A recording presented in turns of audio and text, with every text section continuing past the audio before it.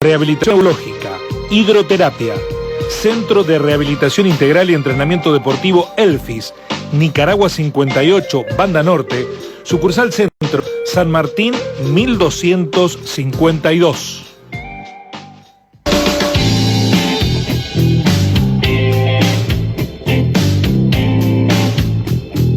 Los buenos días para Javier Vicens. ¿Cómo estás, Javier? Hola, Guillermo, ¿cómo va? Muy bien, por acá terminando la semana y tratando de pasar en limpio todo lo que ha ocurrido en materia económica. ¿Por dónde empezar? Que no pasó nada, Javier. No pasó nada. Bueno, no pasó nada, es una forma de decir. Bueno, ¿por dónde empiezo? Arrancamos la semana, Guille, con el festejo, la celebración del ministro Caputo y del presidente de la Nación, porque el dólar se acercó a los 1.000 pesos, valor que ellos consideran apropiado, ¿no? Quieren llevar el dólar a esa cifra, es que, o serían esa cifra, mejor dicho, cuando recién el Banco Central intervendría en el mercado de cambios para comprar reservas. Un valor de 1.000 pesos que antes estaba mal, pero ahora que llegó la plata del fondo, Guille, parece que está bien, ¿no? Con esos 1.000 pesos es un valor que le cierra al gobierno y le cierra a todos aquellos que apoyan al gobierno. Lo cierto es que ayer la cotización de la moneda norteamericana subió hasta los casi 1.200 pesos. El lunes Caputo había celebrado y nos había dicho a todos los que decíamos que había devaluación en la Argentina, que no hay devaluación, sino que había desarme del cepo. ¿Vieron? ¿No? El presidente fue bastante más brutal y maleducado, como nos tiene acostumbrados, y trató a todos de econochantas y mandriles, porque el dólar había bajado a cerca de los 1.000 pesos. Lo cierto es que, como les decía, va a terminar la semana en 1.200 pesos, que es el valor que ha tenido desde que se modificó el esquema cambiario. Es decir, hay una devaluación y esa devaluación se ve reflejada en los precios, fundamentalmente, de los alimentos. Y también se ve reflejada en el poder de compra que disminuye en la Argentina. Hay un informe, Guille, no sé si lo alcanzaste a reflejar en el programa, que es un informe que encargó la Coninagro, ¿no? La entidad que nuclea a algunas entidades del campo. Se lo encargó al economista riocuartense David Miazo, quien fue director del lobby de FADA hace unos años atrás. Ese informe de Coninagro me llamó mucho la atención porque intenta mostrar, ¿no? Intenta ese informe hacernos creer de que ha mejorado la capacidad de compra del salario de los argentinos. ¿No? Dice el informe de David Miazo que el salario ha crecido muy por encima del precio de los alimentos y que nuestro poder de compra ha mejorado si tenemos en cuenta los alimentos. Dice el informe que podemos comprar, toma en cuenta el periodo de marzo de 2024 a la fecha, que podemos comprar un 63% más de yerba, que podemos comprar un 45% más de aceite, un 50% más de leche y un 17% más de asado. Yo no sé por qué te quejas, Guille, porque yo veo este informe y parece que las cosas están muy bien en la Argentina, ¿no? Podés comprar 17%. ¿Era de Argentina? ¿Era de Argentina el informe? Sí, de Argentina, es fresquito, ¿no? Coninagro, David Miazo, dicen que el salario puede comprar mucho más alimentos que antes, ¿no? Está todo bien en la Argentina. A mí me llama por dos cosas la atención este informe, dice. Primero, porque no dicen nada de Coninagro de este dólar que quiere llevar el gobierno a 1.000 pesos. Los dólares que es muy ruinoso para, yo diría, para el conjunto de los argentinos, pero en especial para el campo. Y publican este informe donde te dicen que todo está fenomenal, ¿no? En los supermercados están rebosando de gente, ¿no? Hacen filas en las carnicerías y todo está fantástico en la Argentina, ¿no? Datos que contrastan con las cifras incluso oficiales que mostramos esta semana donde el consumo no se recupera y las ventas en supermercados, es decir, donde se vende la mayor parte de la yerba, el asado, el aceite, cayeron en febrero respecto a enero de este año. Bueno, se ve que se olvida David Miazo y Coninagro que los argentinos puede que su salario haya aumentado por encima del precio de los alimentos, porque el año pasado la inflación de alimentos fue menor. Perdón, Javier. Perdón Sí. que te interrumpa. Ayer escuchaba a un economista que citaba que en la Facultad de Ciencias Económicas de Buenos Aires, en la UBA, un docente calificaba a la estadística como la ciencia que tortura los datos hasta que digan lo que ellos quieran. Y me parece que es esto, ¿no? La estadística es la ciencia que tortura los datos hasta que digan lo que ellos quieren. Esto, el informe te parece esto, ¿no? Sí, y yo te digo que no es la estadística el problema, sino que lo que torturan a los datos son algunos economistas, para que digan lo que ellos quieren, más que la estadística, ¿no? Bueno, mira, no vamos a torturar a los datos nosotros acá, solamente vamos a decir lo siguiente: puede que, si tenemos en cuenta únicamente el salario, se pueda comprar más hierba, se pueda comprar más aceite y más carne, teniendo en cuenta el precio que han tenido, cómo ha evolucionado el precio de estos bienes básicos de la canasta alimentaria. Ahora, el salario también se destina a pagar medicamentos, a pagar la luz, a pagar el gas, a pagar la nafta y a pagar todos los impuestos municipales y provinciales que no han parado de subir desde el año pasado. Te cuento que han tenido, en el caso de la luz, la nafta, el gas, aumento de más del 300%. Es decir, hay que recordarle a algunos economistas que el ingreso es una restricción, que uno tiene que elegir en qué, si es que puede, en qué lo puede gastar. Y los argentinos el año pasado, muchos, han tenido que elegir entre pagar la luz y comprar los medicamentos, pagar la luz y comprar ese paquete de hierba, ¿no? Es así la situación. Te cuento que acaba de ingresar la comunicación, la información en la radio de un proveedor de un servicio fundamental para nosotros, anunciándonos que producto de la devaluación de Milei y de la guerra de aranceles aumenta al 20% el costo de un servicio. 20%. Con lo cual... datos que no refleja adecuadamente el índice de precios al consumidor, que Milei, bueno, ya no aplaude porque le dio 3,7 en marzo y seguramente en febrero ese índice va a mostrar que la inflación sigue en alza, ¿no?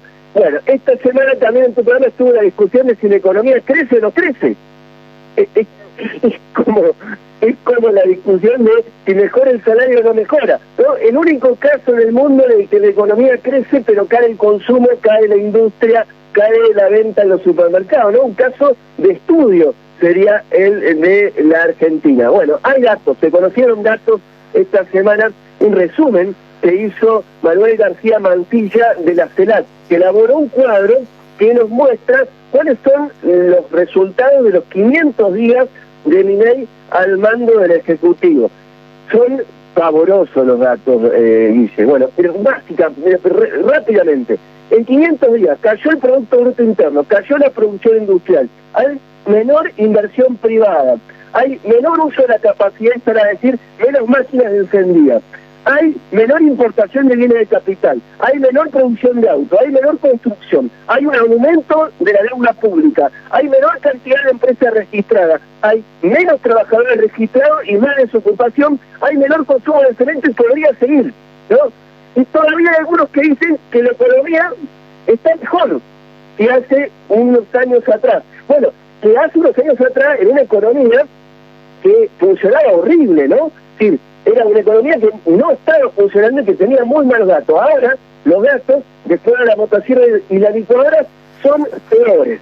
Esta semana también, Guille, se dio una situación que creo que nos sirve para entender por qué tenemos estos datos de la economía de Javier Milei, y se dio una situación que me parece que es una muestra que marca qué época estamos viviendo. Es una marca de época. La televisión pública dio una clase de cómo hacer carry trade. Quiero compartir con ustedes el audio de ese momento de la televisión pública del programa de Guillermo Andino. Bien. Entonces digo, no, che, si todo el mundo que tiene plata hace carry trade, yo con 10.000, con 1.000, con 100.000, ¿puedo hacer carry trade? ¿Puedo?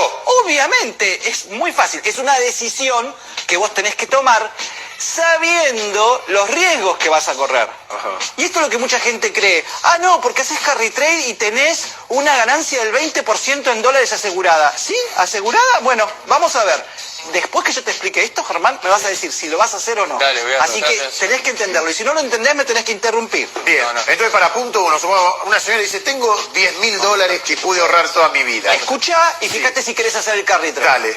Entonces, el escenario 1, ¿sí? Hago carry trade. ¿Qué significa carry trade? Voy al banco y lo pongo a un plazo fijo. Ok. ¿Sí? Si quiero ser un poco más sofisticado, lo pongo en un fondo común de inversión, pero vamos a hacerlo fácil. Hoy puedo hacer un plazo fijo en Plazo dólares. fijo, no, en pesos. En pesos todo. En pesos. Ok. Los vendés, haces un plazo fijo en pesos, la tasa efectiva mensual de interés es el 3%, al cabo del primer mes, digamos, estaba a 1.100 el dólar, ¿no? Vas a tener 113 millones, después 116, porque se van acumulando los intereses, 120, 124, 127, 130. Bien.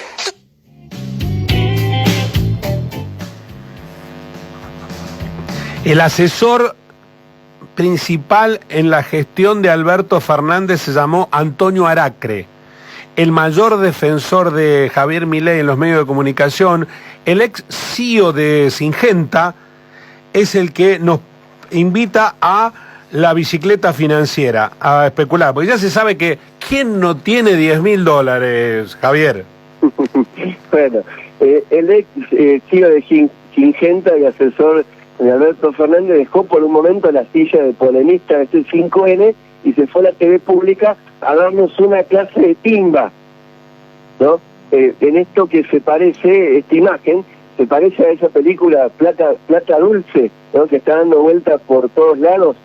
Una cosa realmente que hay que pellizcarse para decir que está pasando, ¿no? El carry trade, la timba, la bicicleta, que va a ser tan ruinosa para los argentinos como lo fue en esa época, principio de los 80, como fue ruinosa con el gobierno de Mauricio Macri y como va a ser ruinosa seguramente en esta otra década, ¿no? Década que se caracteriza no solamente por esta marca de época de la TV pública dando una clase de timba, sino también de funcionarios que viajan a las reuniones de primavera del Fondo Monetario Internacional, como Federico Sturzenegger, y le regalan a la directora del FMI, a Cristalina Georgieva, un pin con que Georgieva esta semana se puso ese pin del lado del corazón en la solapa de su saco.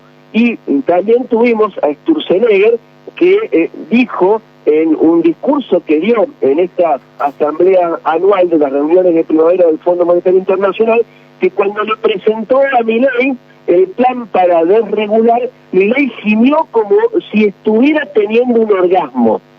No se privan de nada los funcionarios de este gobierno y los defensores de este gobierno como Antonio Aracre. Caputo se reunió también esta semana en los Estados Unidos con el secretario del Tesoro, quien dijo que Milei, la Argentina de Milei, tiene una línea de crédito abierta directamente con el Fondo Monetario Internacional y con el Tesoro de los Estados Unidos, ¿no? Algo que no ocurre, que no es habitual que el Tesoro de los Estados Unidos directamente le ofrezca crédito a los países. Tradicionalmente ha tenido para eso a los organismos de crédito, ¿no? Y también tuvimos, ya para cerrar, a Georgieva dejando en claro cuál es la intención de el crédito de $20.000 millones que le prestó o que le dio a Caputo, Milei y compañía. Tenemos el audio en inglés, pero bueno, vamos a tratar de traducirlo.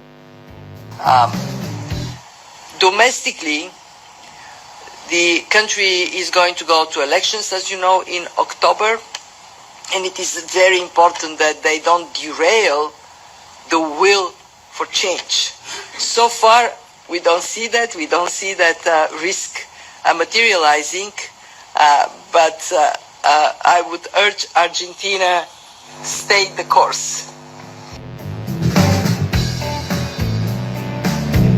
Ahí le escuchábamos, Guille, a Cristalina Georgieva, la titular del Fondo Monetario Internacional, que nos decía que el riesgo que tiene la Argentina es que en octubre hay elecciones y que es fundamental que no descarrile la voluntad de cambio, ¿no? Que no descarrile la voluntad de cambio es que es fundamental que en las elecciones se imponga la libertad avanza, blanqueando la titular del fondo que el crédito, la plata que vino, al igual que en el año 2018, para sostener una aventura electoral de un gobierno que es afín al posicionamiento del Fondo Monetario Internacional y al posicionamiento de los Estados Unidos. También dijo Georgieva, eso no ha trascendido mucho, que al mundo le interesan las materias primas de la Argentina. Está claro cuál es el objetivo que tienen el fondo Donald Trump y Javier Milei en estos momentos. Javier, muchísimas gracias, muy amable. Cantábamos e insultábamos al Fondo Monetario Internacional hace 40 años atrás. Tal vez tengamos que volver a hacerlo en las marchas. A ver quién maneja los salarios, ¿no? Si el pueblo unido o el Fondo Monetario. Da la sensación que está muy claro por estos días que nuestros salarios los maneja el Fondo Monetario. Buen fin de semana. Buen fin de semana, Guille. Chau, chau.